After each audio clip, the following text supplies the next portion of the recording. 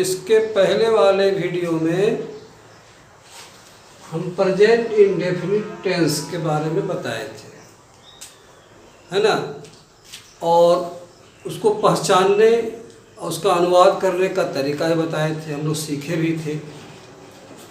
तो present indefinite में के अंदर ये भी तो वाक्य हैं, मैं पढ़ता हूँ, मैं पढ़ता तो हूँ, क्या मैं पढ़ता हूँ, मैं नहीं पढ़ता हूँ, क्या मैं नहीं पढ़ता हूँ, वह पढ़ता है, वह पढ़ता तो है, क्या वह पढ़ता है, वह नहीं पढ़ता है, क्या वह नहीं पढ़ता है।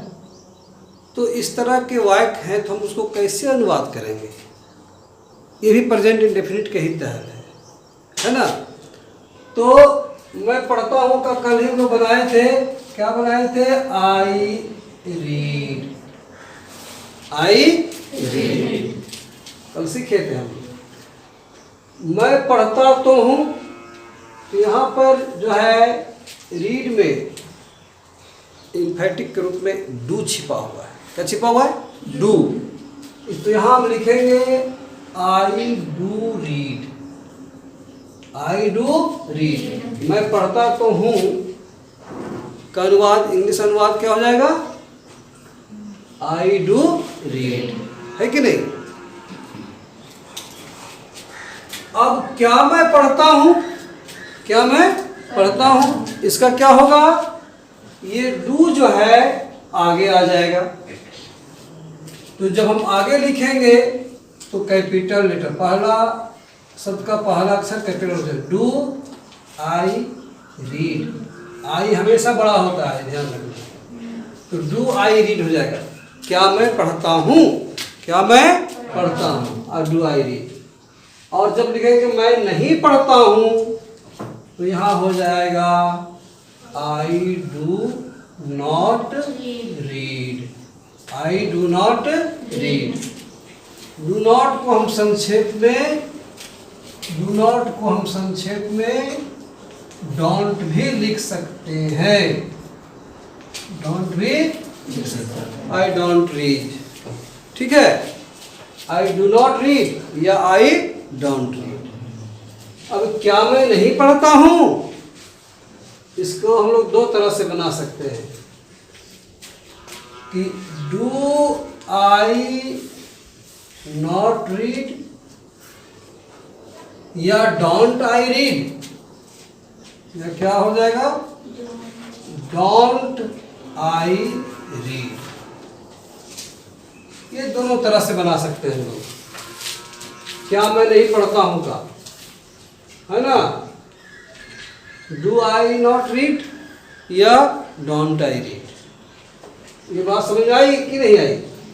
ठीक है। अब वह पढ़ता है, कल हम लोग क्या सीखे थे? वह पढ़ता है का ही रीड्स, ही रीड्स पढ़े थे, है ना, क्योंकि थर्ड पर्सन सिंगुलर नंबर क्रिया में एस लगा, तो यहाँ नहीं लगा था इसलिए डू हुआ, लेकिन यह क्रिया में एस लगा हुआ है, तो यहाँ पर क्या बाहर आएगा जी?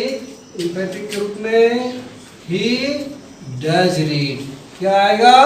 He does read, he does read. क्या वह पढ़ता है? तो ये डज है सो आगे आ जाएगा, डज ही रीड। क्या वह पढ़ता है? वह नहीं पढ़ता है, तो उसी तरह क्या हो जाएगा? He does not read. Does not को हम लोग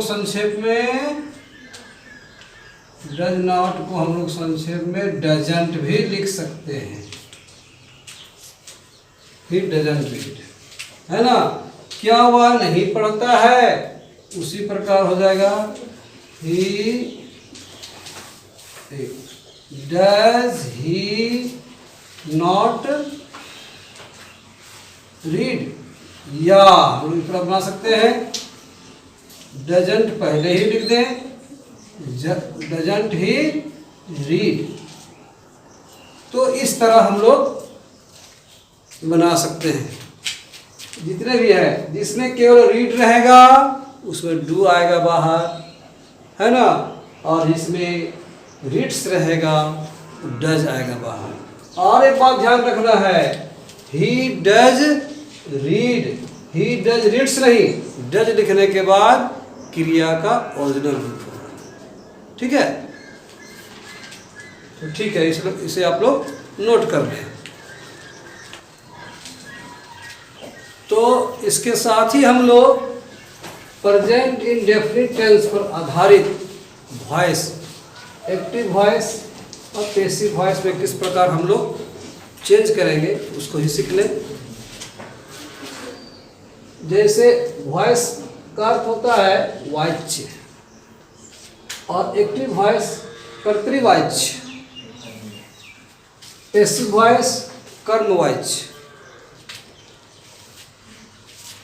मैं आम खाता हूँ, मैं आम खाता हूँ, इसका हम लोग सीखे हुए हैं प्रेजेंट इंडेफिनिट के अंदर, आई ईट ए मैंगो, मैं आम खाता हूँ। इसमें कर्ता प्रधान है, कर्तृवाच्य है। अब इसमें जो हम लोग पैसिव वॉइस से बनाएंगे तो कर्म को प्रधान बनाएंगे, कर्म को पहले लिखेंगे। तो इसमें कर्म कौन है जी, ऑब्जेक्ट कौन है, ऑब्जेक्ट को पहले लिखना है। एक्टिव वॉइस को पैसिव वॉइस में चेंज करने के लिए हम लोग कर्म को, ऑब्जेक्ट को पहले लिखेंगे। तो क्या होगा, ए मैंगो, ए मैंगो। हाँ, ध्यान रहे कि जब हम लोग एक्टिव से पैसिव वॉइस में चेंज करेंगे तो इसमें इज आर एम का प्रयोग होगा। याद करो, हम कल बताए थे कि प्रेजेंट इंडेफिनिट में जो एक्टिव वॉइस का वाक्य होता है उसमें तुमको कभी भी इज आर एम का प्रयोग नहीं करना है। लेकिन जब पैसिव वॉइस बनाने लगेंगे तो इज आर एम का प्रयोग करना है। ए मैंगो के साथ क्या होना चाहिए, is R M, is suitable है तो हम क्या लिखेंगे, इज। ध्यान रहे, इसके बाद क्रिया का जो है वर्ब का तीसरा रूप लिखना होता है, वर्ब का तीसरा रूप लिखना होता है। वर्ब के 4-5 रूप होते हैं ना, वो जानते हैं, हम लोग सीखे हुए हैं। जैसे अभी 3 ही लिख रहे हैं, V1, V2, V3। जैसे ईट, एट, ईटेन, तो हम लोग इसमें V3 का प्रयोग करेंगे। ईट का V3 क्या होगा जी, eaten. A mango is eaten, किसके द्वारा, मेरे द्वारा, by me. A mango is eaten by me, है ना। मैं आम खाता हूं और इसका अर्थ क्या हुआ, एक आम खाया जाता है मेरे द्वारा, मतलब मेरे द्वारा एक आम खाया जाता है। इसका अर्थ हो गया मेरे द्वारा एक आम खाया जाता है। तो दोनों का अर्थ समान है, मैं आम खाता हूं या मेरे द्वारा आम खाया जाता है, दोनों का अर्थ समान है, केवल रूप बदला हुआ है, केवल रूप बदला हुआ है। ठीक है,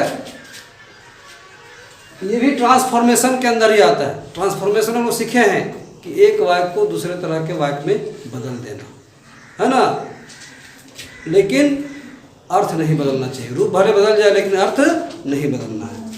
ठीक है, तो इस तरह का प्रयोग हम लोग को करना है। एक आध तो हम लोग और बनाते हैं, जैसे एक्टिव में है कि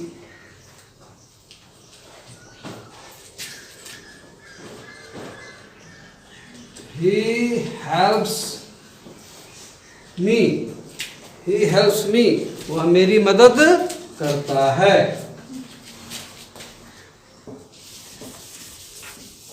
तो यहाँ पर सब्जेक्ट है ही, मी है ऑब्जेक्ट और हेल्प्स है वर्ब। तो सबसे पहले हम लोग को लिखना है ऑब्जेक्ट मी का हो जाएगा यहाँ पर पैसिव वॉइस में क्या हो जाएगा, आई। क्या हो जाएगा, आई। अब आई के साथ इज आर एम का प्रयोग क्या सुटेबल है, एम, तो आई एम हो जाएगा। इसके बाद हेल्प का तीसरा रूप V1 V2 V3 help, helped, helped, help, helped, helped, तो कौन लिखा जाना चाहिए, हेल्प्ड, आई एम हेल्प्ड। उसके बाद बाय लिख देना है और ही का ही बदल जाएगा हिम में, है ना। जैसे एक्टिव एक और लेते हैं,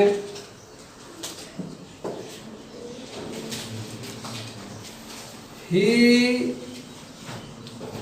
teaches you, he teaches you, वह तुम्हें पढ़ाता है, वह तुम्हें पढ़ाता है। इसका क्या होगा पैसिव वॉइस में, यू पहले लिख देना है। अब यू के साथ इज की आर की एम सुटेबल है आर, यहाँ क्या लिखेंगे, यू आर। और टीच का तीसरा रूप क्या होता है भाई, टीच, टाउट, टाउट, तो ये टाउट का प्रयोग करना है।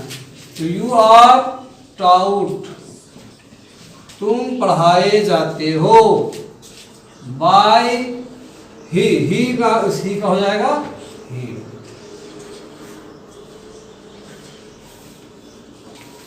ठीक है, अगर सी रहेगा तो हर। ठीक है, हम एक लिस्ट बना देते हैं समझने के लिए, सुविधा होगी। बाय वाला कैसे लिखेंगे हम लोग, आई बदल जाएगा मी में, आई बदल जाएगा मी में, वी बदल जाएगा अस में, यू ही रहेगा। ठीक है, ही बदल जाएगा हिम में, सी बदल जाएगा हर में, और दे बदल जाएगा देर में। ठीक है, इस लिस्ट को याद रखें और इस तरह बनाने का अभ्यास करें। ठीक है, ये सभी प्रेजेंट इंडेफिनिट पर आधारित थे वाक्य, इसलिए हमने इसे साथ में जोड़ दिया है ना, बच्चों को सुविधा होगी समझने में। ठीक है, इसके अगले वाले वीडियो में हम लोग प्रेजेंट कंटिन्यूअस के बारे में सीखेंगे। ठीक है, और अब तक जो कुछ आप लोग सीखे समझे, अगर आप लोगों को ये वीडियो पसंद आया हो तो इसे लाइक करें, शेयर करें और सब्सक्राइब करें। ठीक है, ओके।